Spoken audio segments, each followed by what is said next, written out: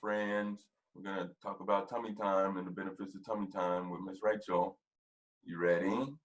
Yay. All right, so parents, we're gonna have your kids be laying on their tummies, and I'm gonna point out some things I want you to look for. So Mr. Nick's gonna lay down, and Mr. Nick's gonna fold his legs up. There you go. So these are the things we wanna look for. Your child is probably going to do this. And what we want to do is go ahead and cue them to lay their legs down straight. They're just compensating for weakness, so we wanna help them be strong. So we can put a pillow over their legs. You can put something weighted if you have a lap pad or something like that, just to give them a cue. And then we're gonna have them come up on their elbows and bring their elbows right underneath their shoulders. So we're getting this propping position. And what you wanna look for is any kind of neck stacking, where they kind of will have a turtleneck into their shoulders because they're trying to compensate for that weakness too. So if they're doing that, you can put your hand over their head and ask them to reach up with their forehead and touch your hand. So we get that nice extension through the back, and can work on strengthening these muscles. And one of the benefits of this is that we're activating the brainstem here. So that's going to facilitate sensory integration and regulation. It turns on the parasympathetic nervous system so that their bodies are calm and focused and organized and ready for learning. It gives them that proprioceptive input that's also calming, gives them body awareness, spatial awareness, all that good stuff.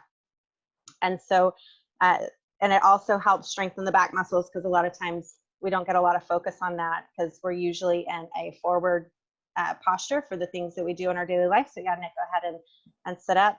So anytime your kids are, they're playing with blocks, they're doing puzzles, they're sitting at a table, they're eating, and oftentimes we're in this position. And so what that does is you can see how long the back muscles get, and they kind of get stretched out here and become weak. And so we want to really focus on those and strengthen those so that we have more balanced posture on both sides of the body. So go ahead and get back in that prone position, Nick, and we'll go over some activities that you can do in this position. And Nick's gonna demonstrate for us just some block play. You can do this with puzzles. And here you can work on the weight shifting when he's reaching. You can see if he has to reach far away from him for a block, that he's really having to weight shift on one arm and reach and bring that back. You can weight shift on the other side to stack. So we're getting more shoulder strengthening there. You can also work on midline crossing with your child. If you place, blocks on one side, have them reach over. There you go, and play with them that way.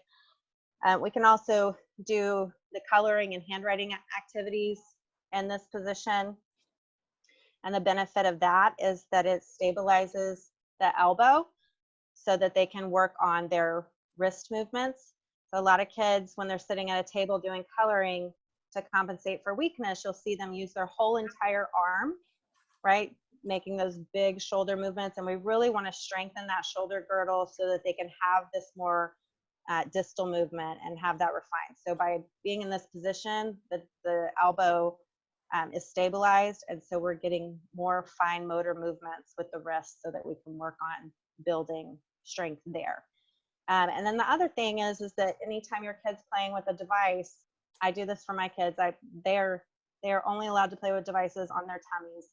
It's recommended by chiropractors because it helps prevent tech neck and prevent that prolonged posture and any nerve compressions or things like that. So, if they're going to have device time, then you can, give them that therapeutic benefit of having them do it in this kind of position. Ta-da! Yay, friends. That was Miss Rachel. Thank you. Just stop. I don't have a conclusion.